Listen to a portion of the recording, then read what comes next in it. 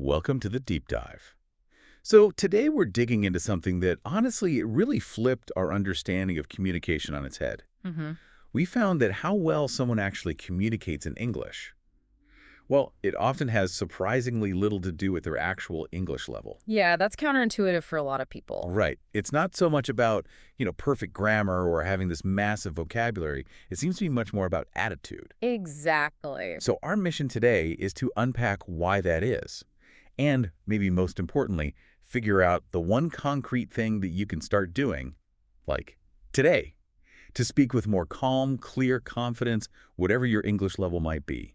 Let's get into it. And it's worth saying this isn't just about feeling better in one-on-one chats. I mean, this insight about communication attitude, it has these huge ripple effects. How so?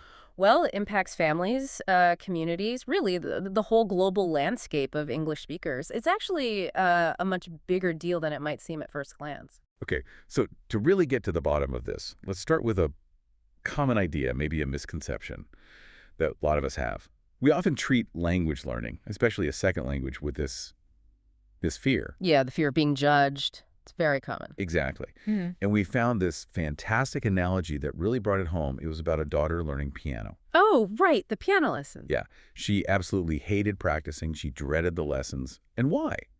Because for her, and for her teacher apparently, success was all about one thing: how few mistakes she made. The focus was purely on errors. It was all about not screwing up. That was the goal. And you see how that connects, right? That feeling, that constant pressure to just avoid mistakes. Hmm. It's exactly what so many non-native English speakers describe. Okay. They walk into conversations feeling that same, dread, constantly worrying, am I going to mess up? Are they judging my grammar? So it's like they're performing. Exactly. Performing for some invisible judge instead of just, trying to connect with the person in front of them. Wow. It really makes you think. And that self-perception, it starts young. The other thing that stood out in that piano story was the self-image part. Yeah. Well, the daughter, she knew what good piano sounded like. We all do, right? You're a professional and you know. Sure. And she knew her own level wasn't that. So naturally, she felt bad about her playing. It makes you wonder, what stands out to you about that comparison when you think about people learning English? Oh, it's incredibly relevant. It's quite striking, actually, how many people approach English with almost the exact same self-image issue. Really? Yeah. They hold up this ideal of good, proper English, maybe from movies, maybe from native speakers they admire, and they're constantly comparing themselves. And falling short in their own minds. Falling short, which leads straight to feeling like a bad English speaker. And this focus, this constant internal critique of their own flaws, it just gets in the way. It actively hinders communication. It's like putting up a wall before you even say hello. Okay, so if that piano mindset, focusing on mistakes, feeling inadequate is the problem, what's the solution? What was the breakthrough moment in the research? The aha moment, it actually came about quite randomly. Yeah. Yeah, in this place described as, a pretty disgusting cybercafe. Uh-huh. Okay. Yeah. Not where you'd expect profound insight. Not at all. Apparently it was a bit smelly, full of noise, guys playing loud, violent video games. Our source was only there because their own computer had died. Right. Needs must. Exactly, and they just happened to watch this one guy playing a shooting game. What did they notice? Well, this was the crucial bit. The guy was, frankly, terrible at the game. The description was lots of shooting and not much dying, so not exactly skilled. Okay, so he wasn't winning. Not really, but here's the thing. There was no embarrassment, none. No feeling of being judged, no shyness. He wasn't focused on how badly he was playing at all. What was he focused on? He was totally focused on the bad guys, smile on his face, just playing the game, trying to achieve the objective, uninhibited. That was the key observation. Oh. And this is where it clicks, isn't it? It really is. Our source had this sudden realization. This is the exact same attitude that people like Faisal have. Remember Faisal? Yes, the factory supervisor. Right. His English level was technically very low, but he communicated well, beautifully. Because he wasn't worried about himself. Precisely. Like the gamer, Faisal doesn't feel judged. He's entirely focused on the person that he's speaking to and the result he wants to get. There's no self-awareness in that negative sense, no thoughts about his own mistakes. Just pure focus on the goal, on connection, on getting the job done. Exactly. Yeah. Pure, unadulterated focus on the objective.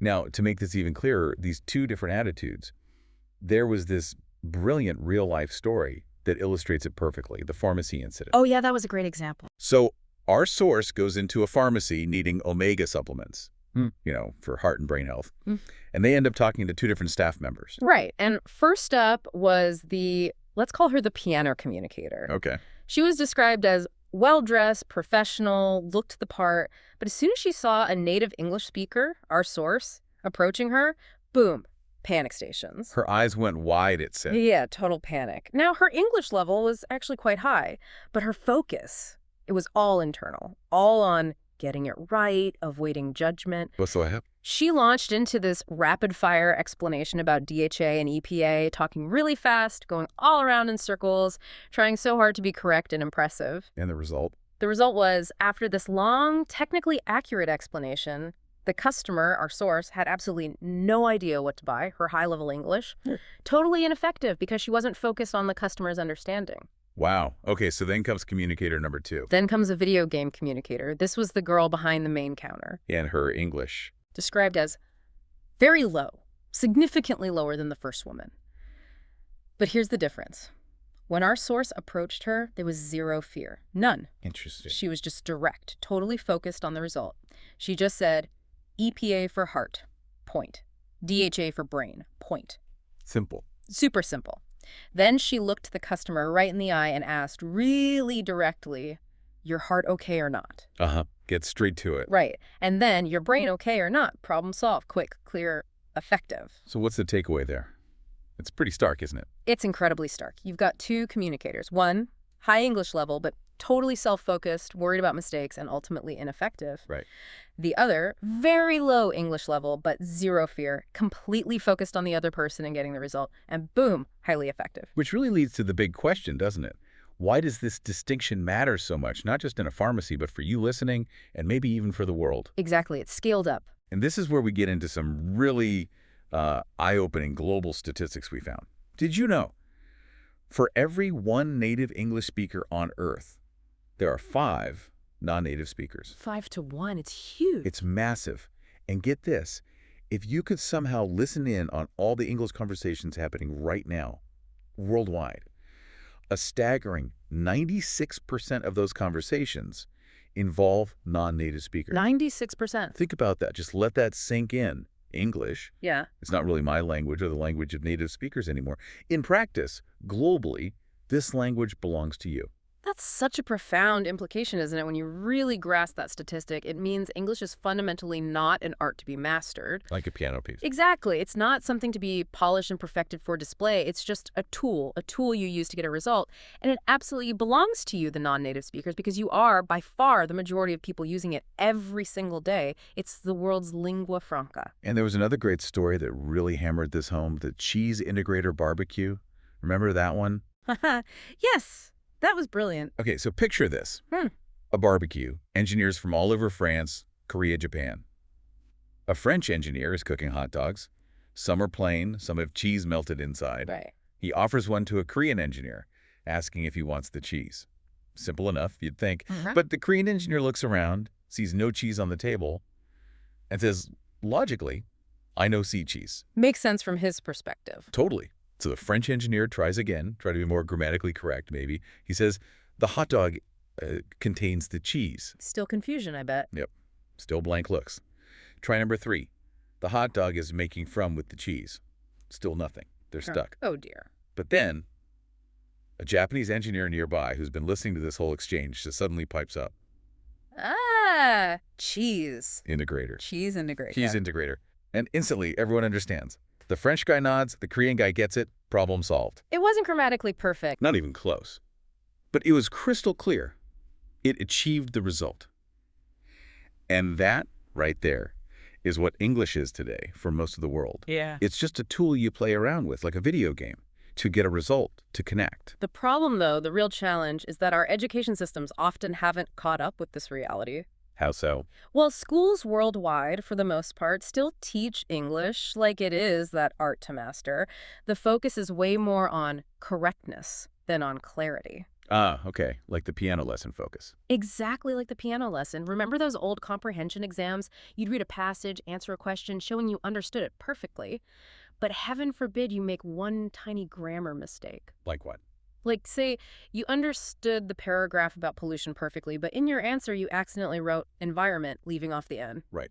Small slip. Tiny slip. But on the test, you get a big X, a big red cross. Why?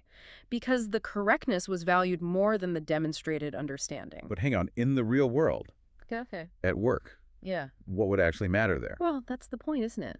Would your boss care about the missing N, or would they care that you understood their email instructions?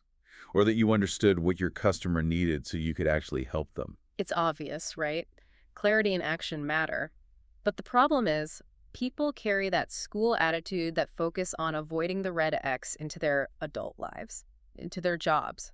And that causes problems, especially under pressure. Oh, absolutely. Especially in stressful conversations like a job interview or a presentation or dealing with an unhappy client.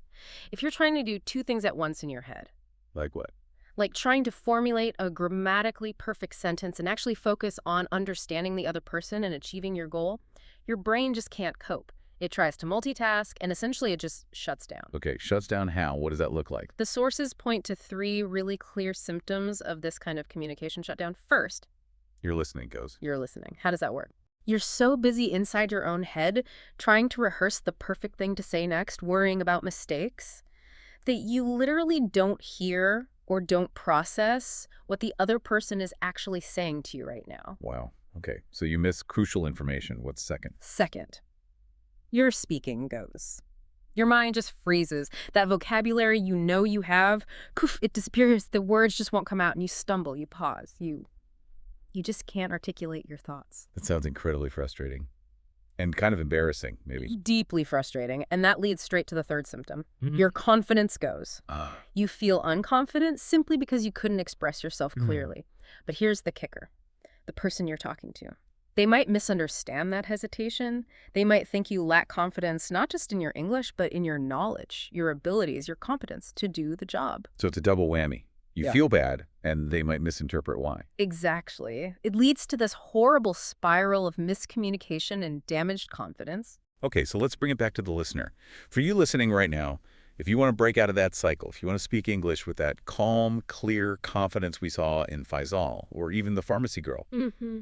here's the one key thing, the actionable shift you can make, starting today. It's actually very simple, though not always easy at first. It's this.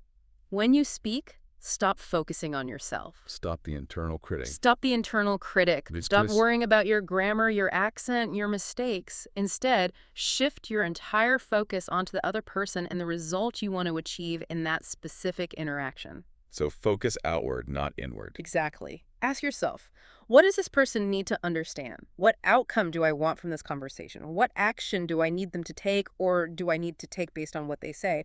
Focus purely on that connection and that result. That really is the core message, isn't it? English is not an art to be mastered. Stop treating it like a piano recital. Right, it's just a tool to use to get a result, like the video game, like the cheese integrator moment. And it's a tool that truly belongs to you. Remember those stats.